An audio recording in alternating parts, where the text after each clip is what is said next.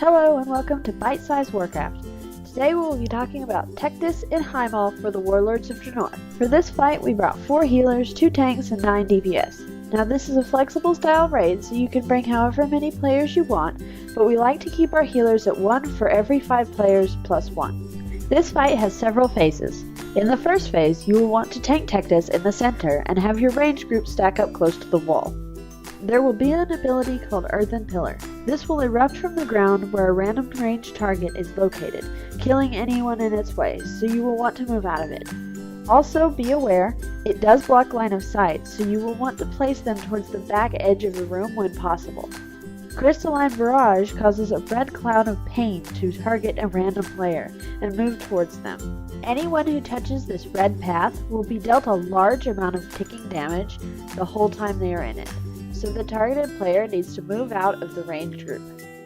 This will always follow in a direct line, so as the targeted player moves, it will change its path and not follow the exact path the player took.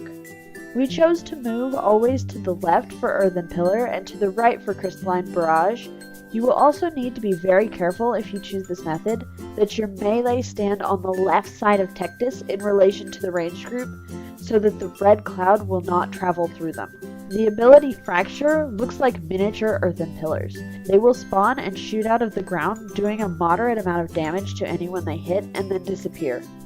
You will want to avoid these as much as possible to avoid the damage, but they will not one-shot you like the Earthen Pillar.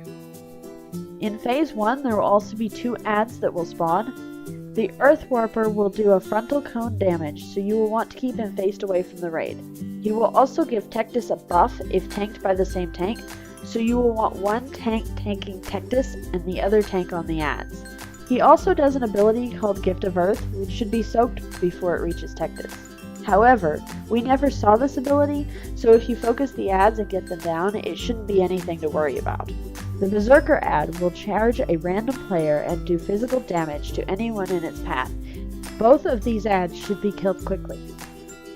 During the fight, the boss will gain energy. Once he reaches 100% energy, he will cast Tectonic Upheaval, which will do raid-wide damage for the entire time he is casting it. Tectus can only be killed while he's casting this ability.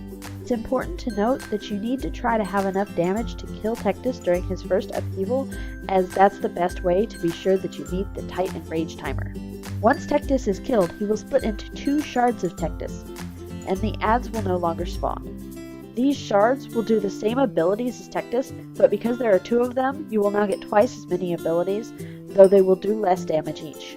You will want to have 1 tank on each shard. They do empower each other and deal more damage to the tanks, but we chose to tank them together for cleave damage, but focus one down. When a shard is killed, it will split into 4 motes of Tectus, and again, these all have the same abilities, however, they can be killed at any time. No tectonic upheaval needed. At this point, you will have 1 shard and 4 motes up, and you will want to pop Heroism or Bloodlust and nuke the motes down quickly, and heal the tank who's tanking the motes, as he will be getting his face rearranged. Once the motes are all down, the fight will get a bit easier. You will return to your remaining shard, kill him, and mow his motes down. That's it for our video of Tectus. I hope you liked it. If you did, please hit the like and the subscribe button, and check back often for more bite-sized Warcraft.